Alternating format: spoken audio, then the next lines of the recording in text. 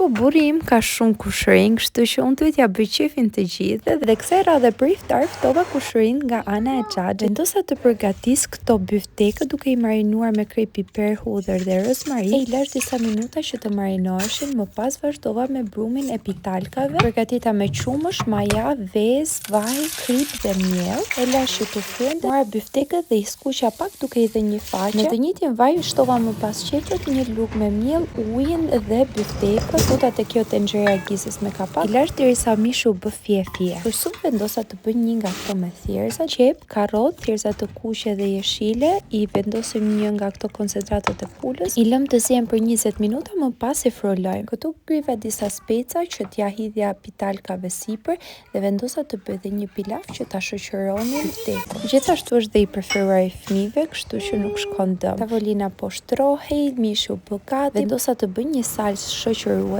me kërpudha dhe panë. Dhe këto kërpudhat kafe të vogla i skuqa dhe më pas e hodha panën përsipër dhe pak parmigiano. Dhe në fund lash të bëja këto pitalkat, brumi ishte fryrë shumë mirë dhe unë ndava në kulesh të vegjël, më dolën gjithsej 10 so. Lash për disa minuta që të fryenin dhe më pas i hapa kështu me duar me ndihmën e vajit të ulur. 6 copë i lyeva me gjizë, duke hedhur dhe pak pana gjizës, i përhapa, i vura spec, ullin, domate të tharë dhe pak fara përsipër susame dhe fara të zezë. Të tjerët i mbusha me suxhuk dhe spec dhe disa fara përsipër, u poqën aq mirë sa që gati nuk i doq dhe në fund pak mozzarella. Supës në fund i shtova dhe pak nenexhik dhe gjallë dhe për ëmbëlsirë guxova pak duke përgatitur red velvet me ice cream. Më tregoni se si ju duken dhe a ju pëlqejnë.